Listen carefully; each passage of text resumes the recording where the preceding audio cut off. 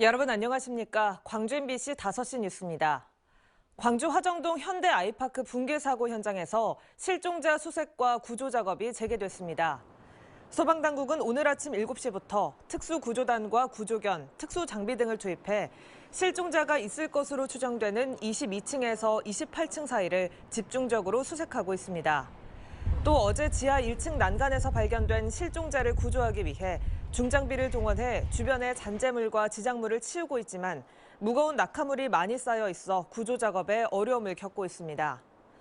구조당국은 추가 붕괴 가능성이 제기된 타워 크레인을 해체하기 위해 시공사인 현대산업개발과 함께 해체 크레인 장비 조립을 준비하고 있습니다. 광주 화정동 아이파크 아파트가 붕괴되기 직전에 타워 크레인 고정 장치가 파손되는 소리가 났다는 진술이 나왔습니다. 아파트 신축 공사에 참여한 업체 관계자는 광주 MBC 취재진과 만난 자리에서 슬래브가 내려앉기 전에 쿵 하는 소리가 크게 들렸고 이 소리는 타워 크레인을 벽면에 고정하는 장치인 브레싱이 부서지는 소리로 판단된다고 밝혔습니다.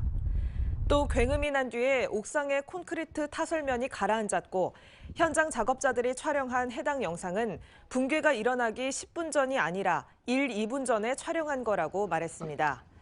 이 같은 진술은 건물 붕괴의 원인을 밝히는 데 중요한 단서가 될 것으로 보여 수사당국도 주목하고 있습니다. 경찰과 노동부가 붕괴 사고가 발생한 광주 화정동 아이파크 현장 사무소에 대한 압수수색에 착수했습니다. 광주경찰청 붕괴사고 수사본부와 고용노동청은 오늘 오후 2시부터 화정동 현대 아이파크 현장 사무소와 감리 사무실 등에서 합동으로 압수수색을 진행하고 있습니다. 사고 직후 영장을 발부받은 경찰은 그동안 안전상의 이유로 집행을 못하다가 제한적으로 안전이 확보돼 현장 진입이 가능하다는 판단에 따라 소방당국의 협조를 받아 영장 집행에 들어갔습니다. 경찰은 공사 관련 서류와 감리 일지 등을 확보한 뒤 자료 분석을 통해 사고 원인과 위법 여부를 규명한다는 방침입니다. 앞서 경찰은 콘크리트 타설 업체 등 하청업체 3곳을 압수수색했고 주요 관련자들에 대해서는 출국을 금지시켰습니다. 광주 화정동 현대 아이파크 붕괴 사고와 관련해 경찰 조사를 받고 있는 피조사인들이 대부분 혐의를 부인한 것으로 알려졌습니다.